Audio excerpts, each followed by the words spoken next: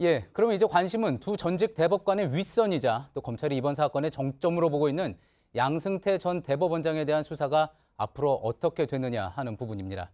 취재 기자와 함께 자세히 짚어보겠습니다. 자, 이가혁 기자가 나와 있습니다.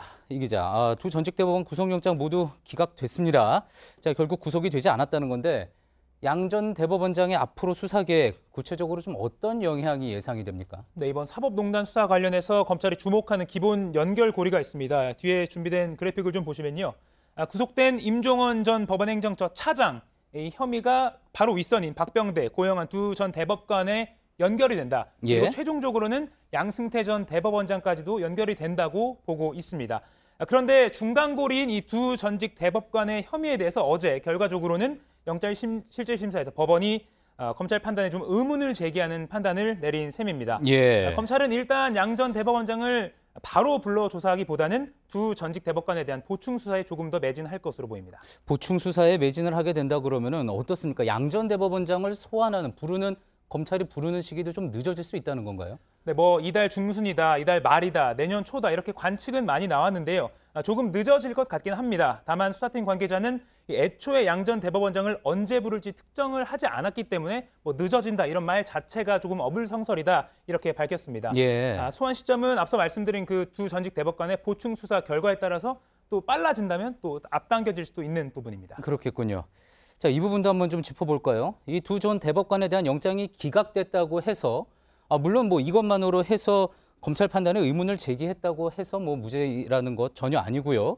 또 윗선인 양승태 전 대법원장을 둘러싼 의혹이 해소됐다. 이렇게 볼 수는 없는 거죠. 네, 양승태 전 대법원장에 대한 의혹이 언론 보도를 통해서도 많이 나왔는데 그중에 하나를 보시겠습니다. 뒤에 역시 준비된 그래픽을 보시면 검찰은 법원 행정처 인사총괄심의관실을 압수수색해서 문건을 여러 건 확보를 했는데 그중에 하나입니다. 예. 사법부 지도부와 조금 다른 목소리를 내는 판사들을 무리를 일으킨 법관이다 이렇게 분류를 하고 예. 몇 가지 인사 불이익 방안 중에서 한 가지를 보시는 것처럼 V자 체크를 해서 그 법관에게 적용하는 이런 정황이 담긴 문건을 확보를 했습니다. 예. 이 문건들의 표지 결제 칸에는 임종원 전 차장 그리고 박병대 전 처장 그리고 양승태 예. 전 대법원장의 결재까지 서명까지 들어가 있는 것으로 검찰은 파악을 했습니다. 예. 검찰은 또 여러 진술과 정황 등을 볼 때 이렇게 V자 체크를 직접 한 것, 그러니까 불이익 방안을 선택한 그 장본인이 바로 양승태 전 대법원장이다. 이렇게 파악을 한 상태입니다. 그렇군요.